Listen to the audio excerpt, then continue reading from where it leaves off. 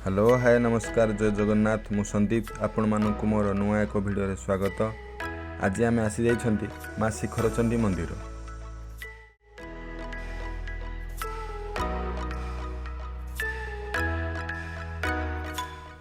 आपण माने एठी आसिया पई चाहुथिले प्रथमे जयदेव विहार छक ठारू कीट छक आसीबे, तापरे कीट छक ठारू बाम को सीधा लास्ट पर्यंत गले एई शिखरचंडी मंदिर आसीबो।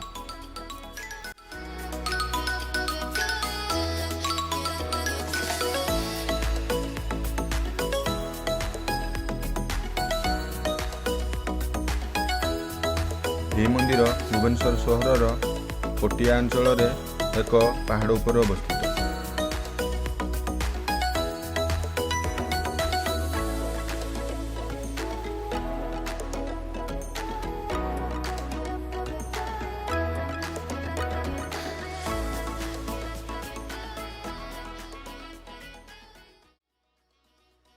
ପାହାଡ଼ ଶିଖରରେ ଥିବା ମା ଶିଖରଚଣ୍ଡୀ ମନ୍ଦିର ଯୋଗିନୀ ସଂସ୍କୃତି ସହିତ ଜଡ଼ିତ ବୋଲି କୁହାଯାଏ।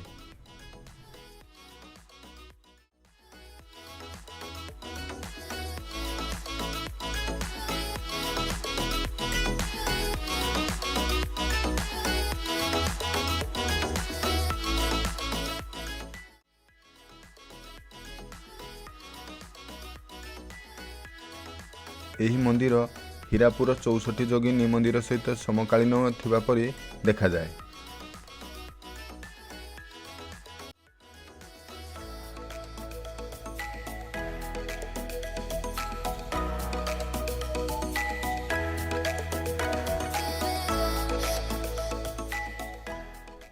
କିମ୍ବଦନ୍ତୀ ଅନୁଯାୟୀ ଭଗବାନ ଶ୍ରୀରାମ ଲକ୍ଷ୍ମଣ ଏବଂ ଦେବୀ ସୀତାଙ୍କ ସହିତ ତାଙ୍କ ବନବାସ ସମୟରେ ଏହି ସ୍ଥାନକୁ ଆସିଥିଲେ।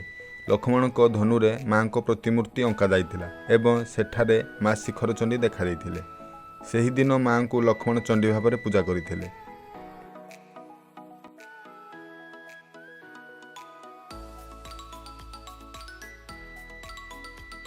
ତାପରେ ରାଜା ପଟିଆଙ୍କ ଦ୍ୱାରା ଏଠାରେ ଏକ ମନ୍ଦିର ନିର୍ମାଣ କରାଯାଇଥିଲା।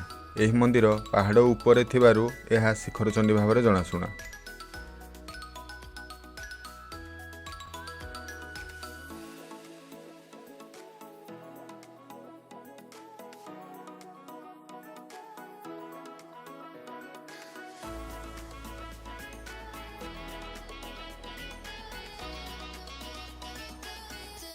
आपण मंदिर परिसरରୁ ସହରର ସୁନ୍ଦର ଦୃଶ୍ୟକୁ ଉପଭୋଗ କରିପାରିବେ।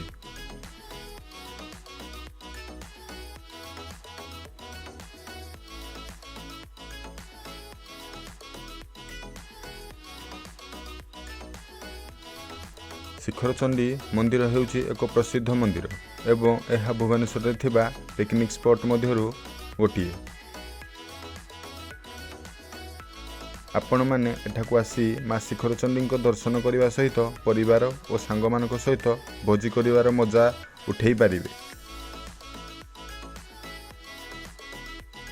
ଏଠି ଭୋଜି କରିବା ପାଇଁ ବହୁତ ଗୁଡ଼ିଏ ପିଣ୍ଡି କରାହେବା ସହିତ ପାଣିର ସୁବିଧା ପାଇଁ ବହୁତ ଗୁଡ଼ିଏ ପାଣି ଟାଙ୍କି ମଧ୍ୟ କରାହୋଇଛି।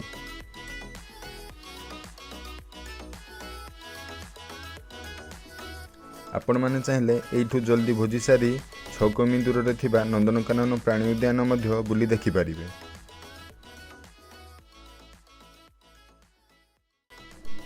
ଆଜି ପାଇଁ ଏଇଠି ରହୁଛି, କାରଣ ଆମର ପୁଣି ଦେଖା ହେବ ଗୋଟିଏ ସୁନ୍ଦର ଜାଗାରେ। ସେଥିପର୍ଯ୍ୟନ୍ତ ମୋତେ ବିଦାୟ ଦିଅନ୍ତୁ। ବାଏ।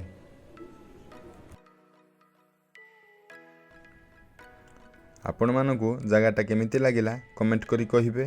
ତା ସହିତ ଭିଡ଼ିଓଟିକୁ ଲାଇକ୍ କରିବେ ଓ ଏହିପରି ସୁନ୍ଦର ସୁନ୍ଦର ଜାଗା ଦେଖିବା ପାଇଁ ଏହି ଚ୍ୟାନେଲକୁ ସବସ୍କ୍ରାଇବ୍ କରିବେ।